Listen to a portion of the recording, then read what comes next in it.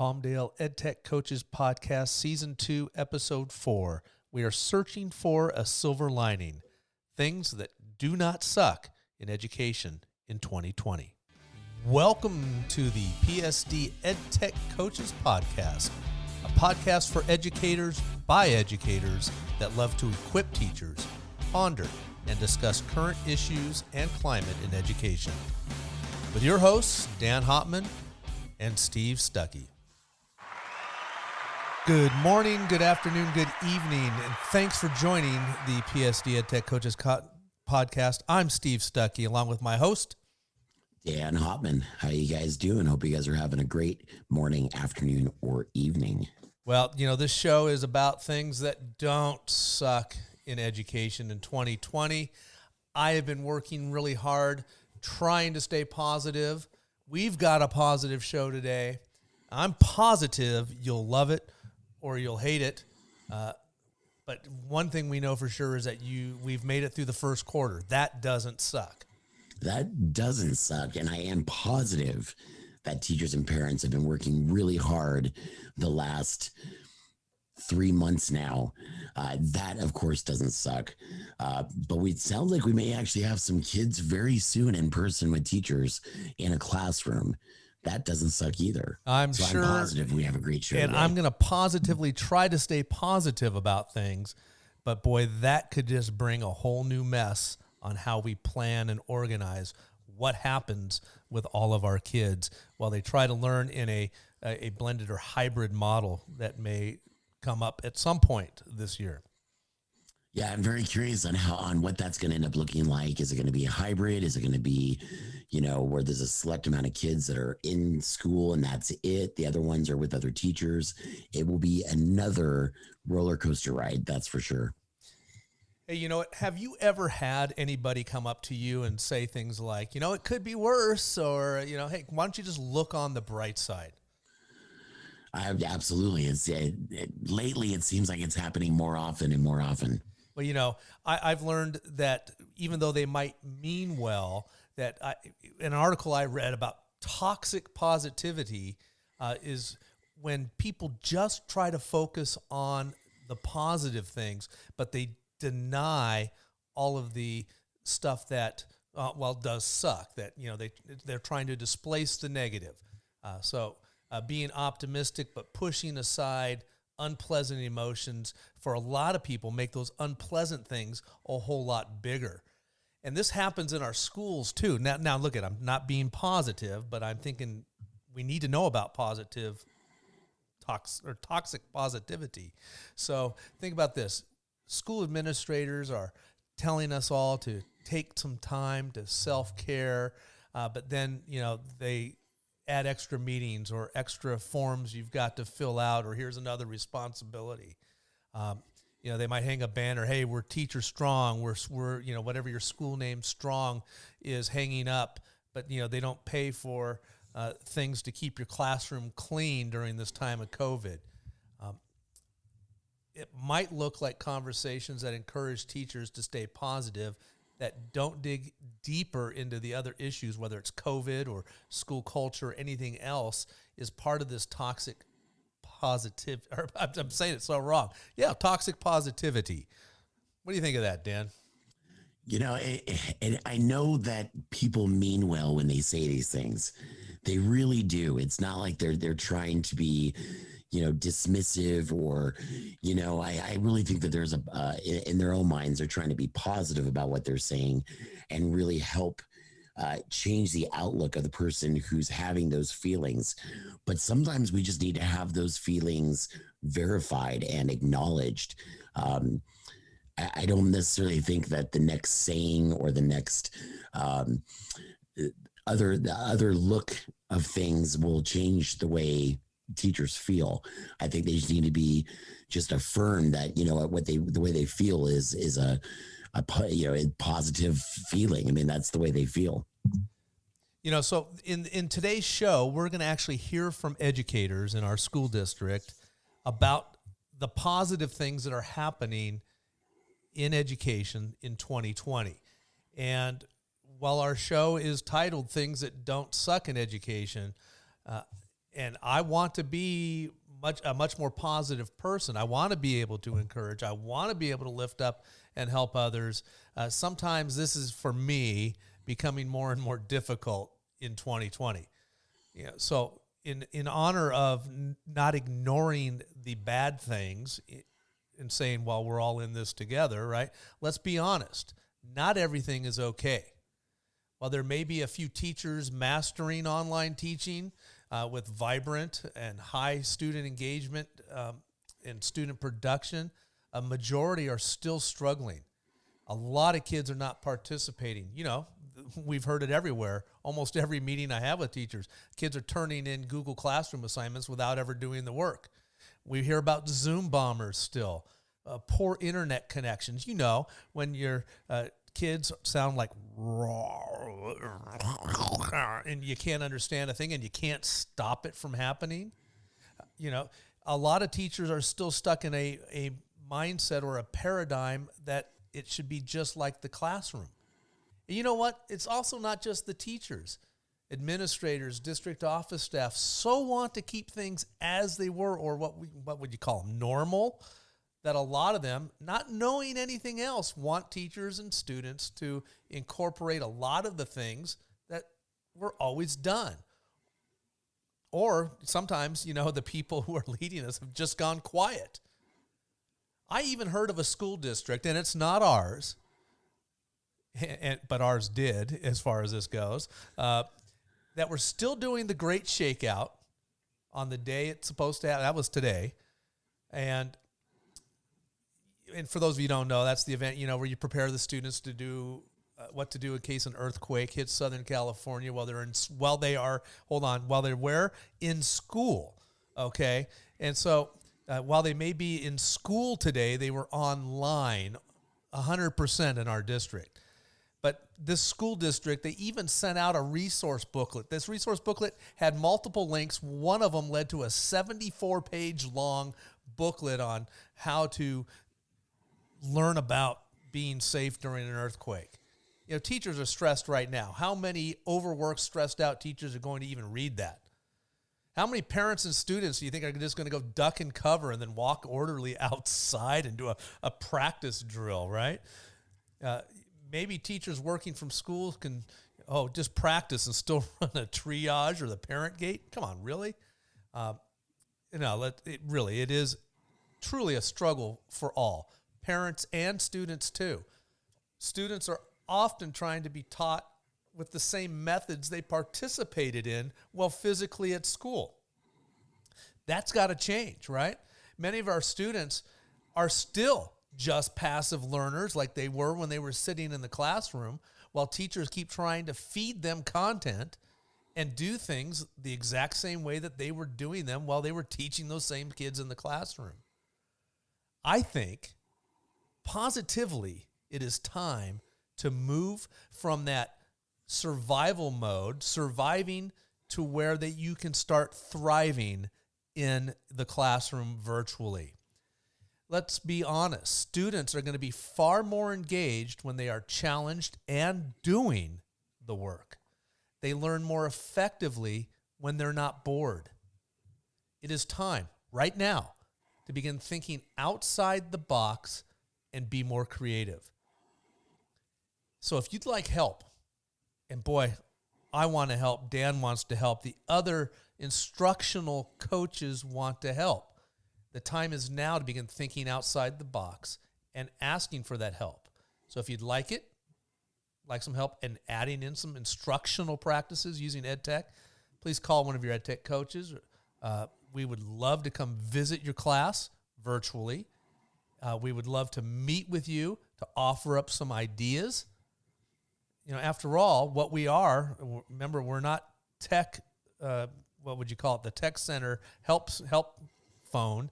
We are teachers and have been teachers all of our careers, and we're here to help teachers teach more effectively and help kids learn. Now, a lot of you listening, I know you might be exhausted and feeling frustrated, but guess what? Because of that, that's all the more reason to try something different and new. It might light a fire under you. It might make you feel more successful and happy to be where you are. Oh boy. I, I And tried to I end on a positive note. It is. And, I love what you said at the very end about trying something new. Sometimes we need something to help reinvigorate our passion for what we do. We've had a lot of teachers over the years since we've started the whole ed tech coach business for the most part, who have said that ed tech has changed the way they look at education completely. And sometimes you just need that little optimism to sit back and say, you know what, today I'm going to try something small and try something new. And if it doesn't work, what have I wasted? 10 minutes, 20 minutes, half hour at the most. Don't be afraid to try something new. This is what we're here for. We're here to help implement those. Yeah, but you got to try it more than one time. A one and True. done chance. You don't expect your kids to be successful always on the first time learning something or trying something new. Give yourself the same, leeway on that. Try it and try it and try it, and help the kids help you learn on how to do these things that might help them effectively learn better, especially during this distance time. But again, a lot of this stuff can be used, obviously, in your classroom when you are back to what we would call normal. When I think about that, I often think that, a lot of times, just because it's coming from us and we've been within our district the whole time, people don't hear it. Well, a lot more people are hearing it now that, the ed tech has become an integral primary source of delivering content in schools today. But, for the years past, it kind of seemed like, a prophet wasn't even welcome in his own country here, or his own town. He's welcome in his own country, but he's not welcome in his own household. But when somebody else on the outside says it, boy, all of a sudden it's a big deal, and maybe we should try that. A lot of these ideas we've heard on the outside, not from the inside, but a lot of our colleagues are doing great things with great ed tech tools, and people need to hear about it. Your colleagues need to be shown how to use those things, and everyone needs to come up along each other and help each other out to become successful with all these new teaching practices. And a lot of the things that you mentioned in there as being, for lack of a better term, student problems, not turning on their camera, not doing, submitting blank assignments to Google Classroom. I'm done. A lot of the teachers think, that's a Palmdale problem. What's Palmdale doing to solve these? And you know what? It's a worldwide problem. You go on any of the chat rooms or Facebook, Twitter, and teachers in Des Moines, Iowa, in the middle of India, in the United Kingdom are complaining about the same things. Why do kids keep turning in work without anything done on them?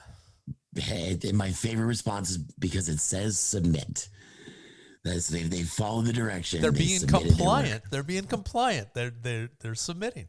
They're submitting. So yeah, don't think you're alone in this.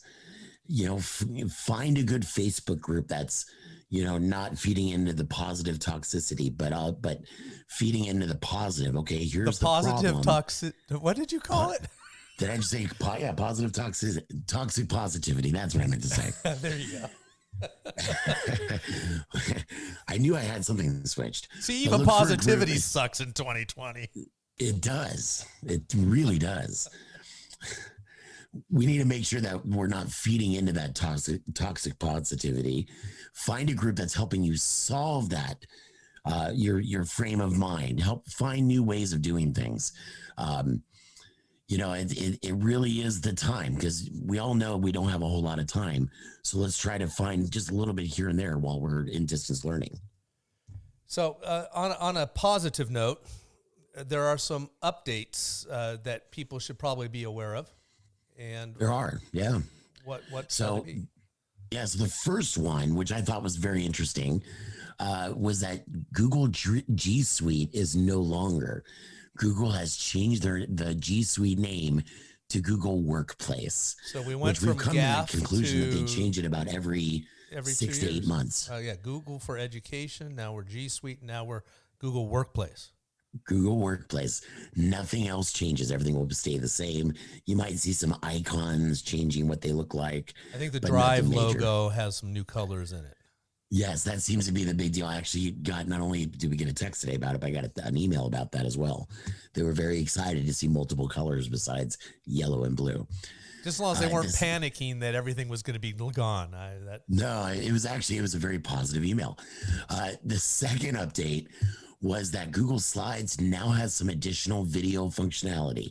Now, don't get super excited. It's not drastic, but now instead of using the play when you get to that slide, or where you actually have to hit the play button, you can now have it as a click function. So in other words, you get to the slide, you explain it, and then you can hit the next button on your keyboard or on the slide, and it will play the video automatically. Like the old PowerPoints that you used to be able to do to go. Exactly. And keep in mind, PowerPoint's always going to have a greater functionality. Don't get me wrong. Slides, it's the cloud portion that makes it so easy to use, but they're slowly trying to tap into what PowerPoint has.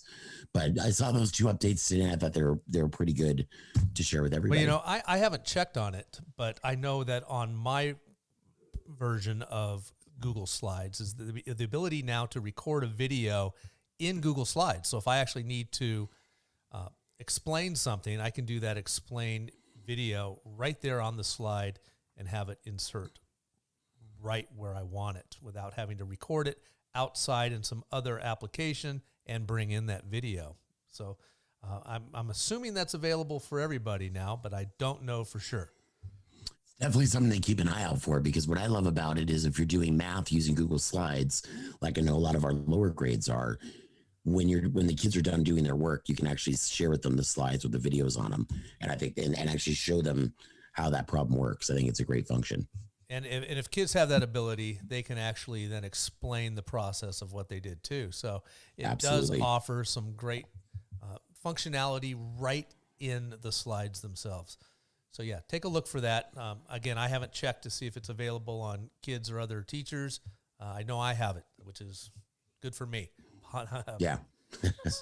So also then, I guess if you would like to be a guest on this show, because we like to hear from you, we like to talk with you, not just listen to ourselves, please visit our website at www.palmdalesd.org/edtech.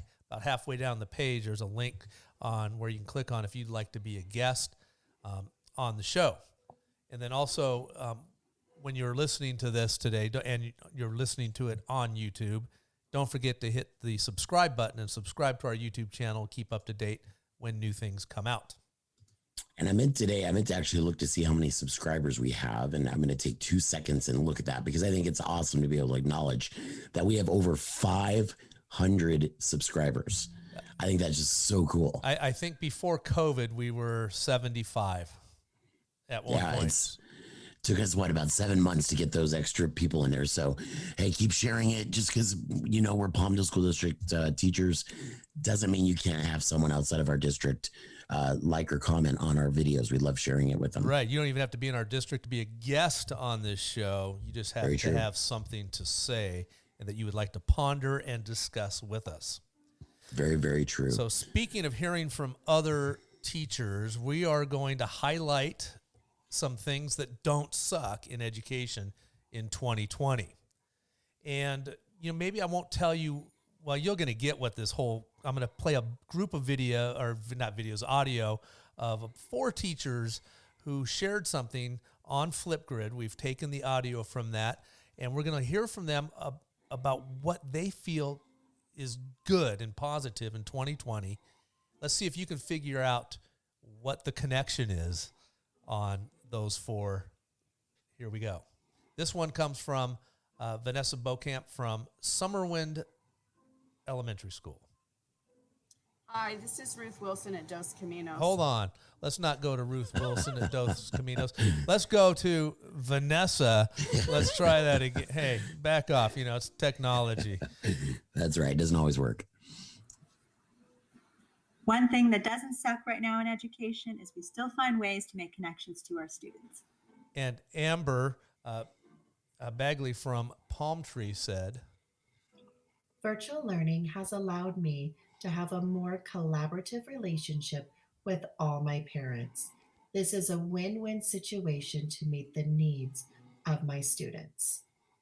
and also from Summerwind, Sarah Vento says, One positive thing about distance learning is I'm getting to know families in a really authentic way, and it's really enjoyable to get to know them so well. and finally, from Ocotillo Elementary School, Laurel Laird has told us, The distance learning groove has taken a little while, but it's going well. Most of my students are showing up, working hard, and learning. I feel like I have a little more time to hear about their lives each day, especially the ones who come in a few minutes early. We love Flipgrid. So, what did you gather from all of that?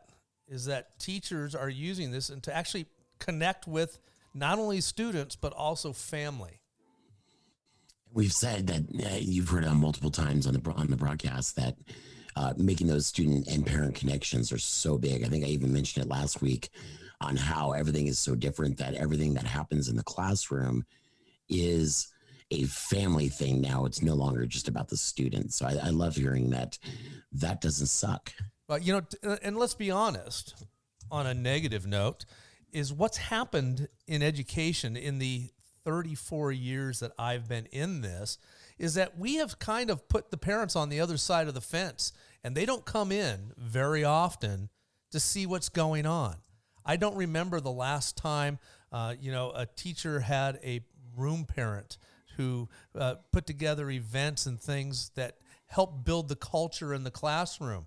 They've sort of been away, and it's really important to use the tools that we have, not only during distance learning, but when we're back in, to reach those families more and more. It will make a huge difference in the culture of your classroom and in the ability for your kids to learn.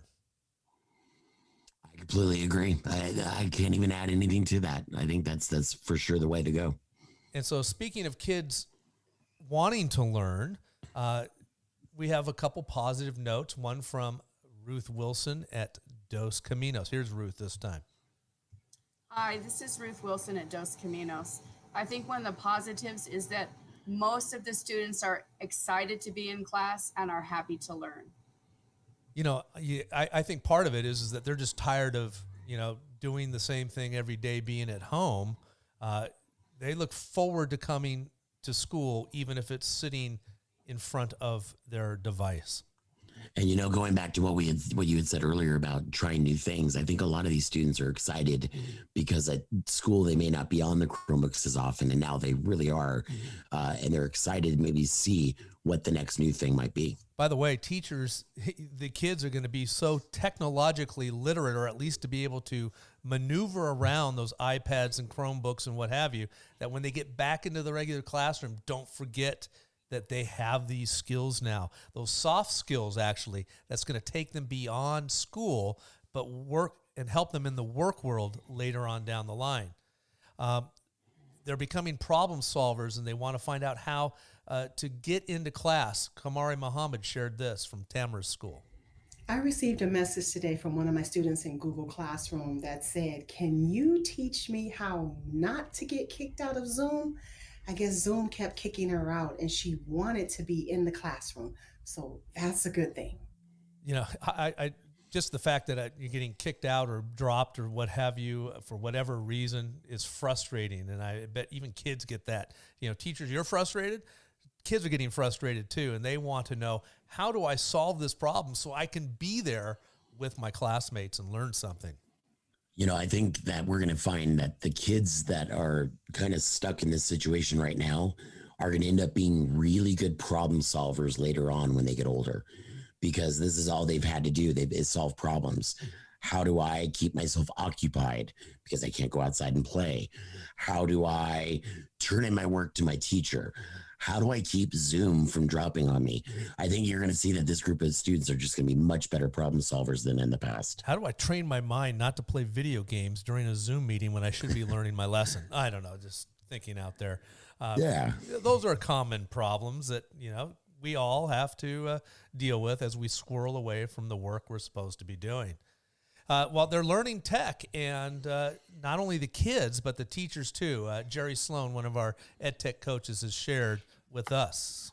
I love that students and teachers are getting really used to technology tools, getting comfortable with them. So now we'll be able to take it beyond just learning how to use things and do some fun stuff. And not only fun stuff, because when they're not bored, they are going to achieve more. That's a fact. But it is, well, I don't know what else to say on that, Dan. It's more fun, right? It really is. I always have more fun in any of my PD sessions when I'm a student, when I get to engage with the teacher because they're doing something that's out of my comfort zone a little bit, and I get to actually do something and have some fun with them. I learn a whole lot more that way. You know, one of our old colleagues, Teresa Naya, over at Tamarisk, we worked with her when we were at Mesquite. You know, I'd like to say that, you know, we trained her up since she was just a baby teacher, right? Coming along, and she's been listening carefully to all of those things, coming to our classes, learning about these EdTech tools, but not necessarily implementing them in her classroom. But now she says this. Because 2020 needs new ideas, I've been using things that I've been wanting to use for a long time. Nearpod I've been using, Pear Deck, Flipgrid. I'm trying things that I would not have tried before, and having the students help me with that has been awesome. You know, when I say now is the time to begin thinking outside the box, those tools that she just mentioned, simply starting with Flipgrid, which I put on my top 10 list, probably my number one thing on last week's show that teachers could use in so many different ways, she is now using and can see how powerful those tools are. You know, and I like the fact that, you know, back to what we were saying about Teresa, since she was a little pup teacher, just how she's grown in the technology. If you'd asked me 5 years ago, 10 years ago, would you see Teresa doing this stuff? I'd probably say no. I don't think she was confident enough. But now I think she's developed the confidence, especially now with everything going on, that she can say, you know what, I'm going to try this. If it works, awesome. If it doesn't, I'm going to revamp it. I'm going to try it again. You know, and speaking of that confidence, is that teachers are now really forced to learn this stuff. And Kate Townsend, in regards to, from Ocotillo School, in regards to using tech, has said this. I'm becoming more proficient with technology that used to scare me. And that would be another teacher that I would say didn't have the confidence before, but now is developing that confidence. Yeah, you know, technology doesn't need to scare you guys, okay? Well, you could break it, but chances are you're not going to, and whatever you mess up can be fixed, usually pretty easily. De-stress about it. Give it a try. Don't try to do it all at once. It's probably the biggest problem teachers who are seeing all these great things that tech can do think that they're going to try to do them all at one time, and you can't. One thing at a time, same way you eat an elephant, one bite at a time, right? And I was just going to say, one of the things that you say often in any of our PD sessions that we teach is do one thing at a time, do it well, and move on. And that goes with technology as well. With Flipgrid, you may not put content in for the first time at Flipgrid. It may just be, tell me something good. Tell me your favorite dessert, something that just gets the kids just interested in what it is, and you get more proficient in using it, then you push on. You know, and that's the same thing when we're teaching skills, whether it's grammar skills, writing skills, math skills, technology skills, whether you're learning to do ballet or play a guitar. You can't just sit there and pick it up and be Eddie Van Halen on the guitar and be able to expect to do that. You've got to start really small and probably on one string and figure out that one thing, or how to place your feet in ballet in one place. And then you just do it over and over and over again. And I think that's where we've been talking a lot about EduProtocols. And if you want to, I just said it out loud, if you want to learn more about EduProtocols, contact us, because that provides the practice, a good format, template to practice skills over and over again, so kids become more proficient. Yeah, and what I love about the EduProtocols, and John Crippo, who's the author of the EduProtocols book, one of the authors, uses the analogy of football. and running plays. They run those plays over and over and over until they become proficient enough to use them in a game. It's the same thing with Edge protocols. It's the same thing with Flipgrid. It's the same thing with whatever you try. If you try it over and over and over, you're going to get better at it. And that's the best part of it. You're going to get better at it. The kids are going to get better at it. When you start putting content into those things that you want them to do, they'll get better and better at it. But again, it's you have to do it, and the kids have to do the work. You can't be feeding it to them. You need to give them some of that struggle in figuring things out.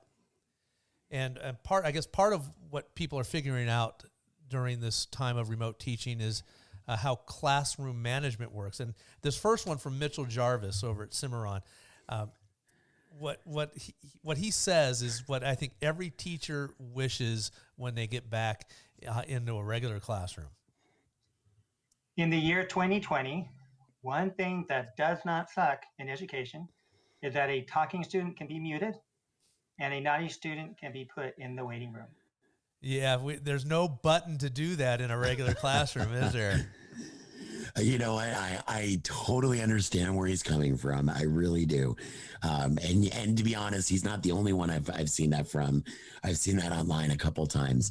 But you know, he's got a kind of has a point. There's some of those kids you just wish just mute button or, you know, put them in a different room for a little bit. Well, you know, the funny thing is, and I'm going to admit this out loud, and I've been teaching 34 years, and I've taken kids and put them in my waiting room. I put them out on the ramp, you know, for like a little timeout. We both need a break from each other kind of thing. And then you forget that you left them out there after a while. I mean, things were going so peaceful that you feel kind of bad about that. So, hey, Mitchell, if you're putting people in the waiting room because they're being naughty, don't forget to go visit that waiting room or send them a message and bring them back. Alicia Carlos has told us this in regards to her classroom management and how sometimes students are less distracted, but it also helps her narrow her teaching targets.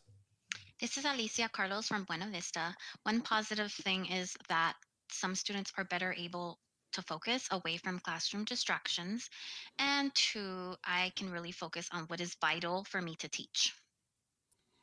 So go ahead, Dan. I was going to say, I think the focus thing is really a big deal. I know there's some that say, oh, my kids are not focusing. And then there's another side that we really don't see about how ultra focused some of our kids are.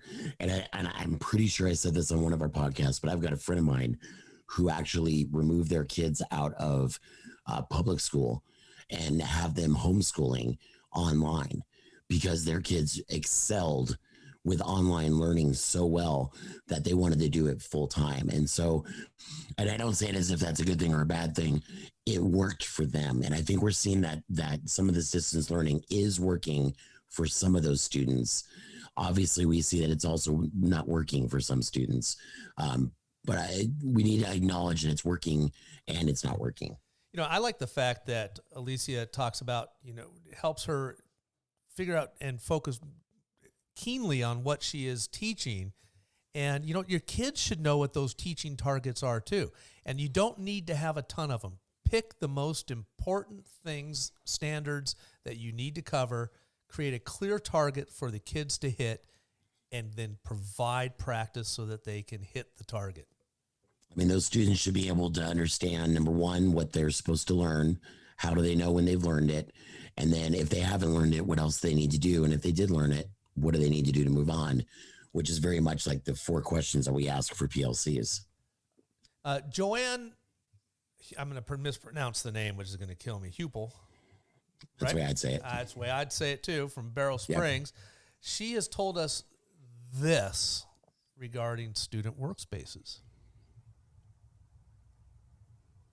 Which reminds me of something else. Hi, everybody. This is Joanne. The positive thing is that everybody has a workspace at home from what I'm seeing on Zoom. You know, speaking of that, okay, thank you. Speaking of that workspace, I know that our district has a surplus of student desks available. And if you are a teacher in Palmdale School District listening to this, you've made it this far, thank you. let's be positive. You made it this far into our podcast that, remember, we are giving away free desks. That's awesome. A friend of mine, I keep going to my friends. I've got another friend of mine who's out in Acton, who would love having a free desk. She's actually set herself up on the floor with a drummer's seat as her desk for her computer. So not that they're giving away desks, but that would be great for our students. That's awesome. Boy, she must have a good solid rhythm for the day that way. Oh, that's a bad drummer joke. And she beats to a different drum. She's just that type of kid. So that's okay. But either, I got, well, thanks for sticking it to me on that. You're welcome. Oh, hold on. I got something for that, right? There you go. There you go. All Thank you. So had to do it. So let me ask you, because I didn't know about the free desk giveaway. How can students get those free desks? Do you know? I wish I had the answer right in front of me, but I believe an email went out to teachers in the Palmdale School District, or it was on our district news to announce that out. So, and I believe it's happening maybe at Summerwind Elementary School. And I don't know what day or what time, but I'm sure the contact can be found. And if your kid is one of those who always has a lot of distractions behind them, they're sitting at the bar or sitting at a table with family members around, maybe you can go pick up one of those desks, go put it in a place that's a little bit quieter. They can store their materials, find them easy, because we know, I've heard it too. They can't find their math book from the day before. Well, get them, go have their parents go pick up a desk. That's awesome. I think one of the things that I know you're looking this up right now because I can hear you clicking on your keyboard. Yeah. But I'm going to keep moving on with some other positive things from Jill Clifton from Summerwind. And this also is just a great opportunity because, you have to create things to present in your Zoom meetings. But whatever you create now can definitely help you when you get back into the classroom. So Jill Clifton says this. What doesn't suck in education right now for me is that I'm making a lot of new content that will look really cool on the Promethean board when I get back into my classroom. So that's one thing that doesn't suck. Again, if they're not bored because it's cool content, they're going to pay attention, they're going to be more engaged, and they will learn more. So chance to create content is huge right now. It really is. And take the chance, step off and do something new. And besides that, maybe even ask your kids to start creating some of the content.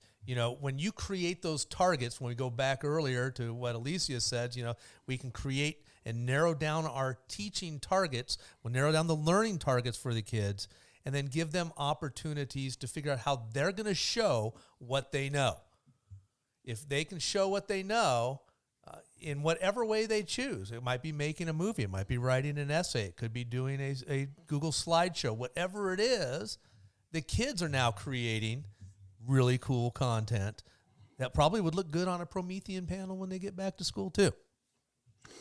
Let them have a choice. Give them a choice board. Give them a couple things to choose from. All right. Did you find it while you were quickly searching through there? I did. And so the district's giving away their surplus. It's happening this Saturday, which would be October 17th from 1:30 p.m. to 4:30 p.m. over at Summerwind. All right. We got to put this in our notes also on here when we record this. So anyway, we have one more teacher, Dr. Ruth Hirsch from Desert Willow.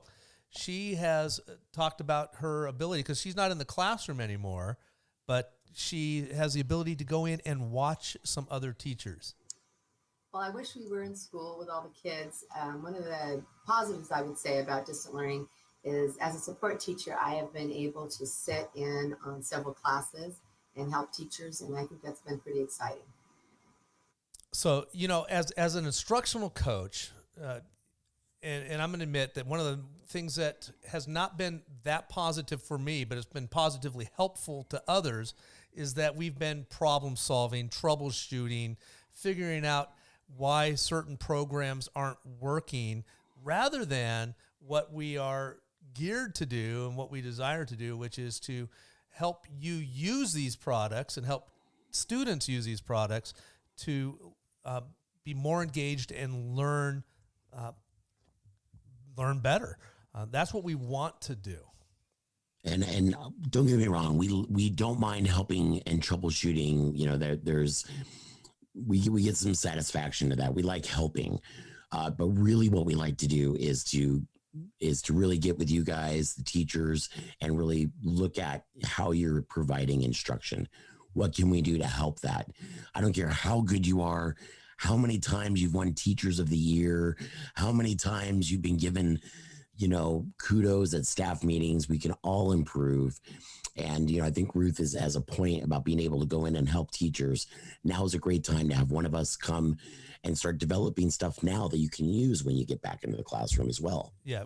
Don't get us wrong. Keep contacting us when you need help and you need assistance.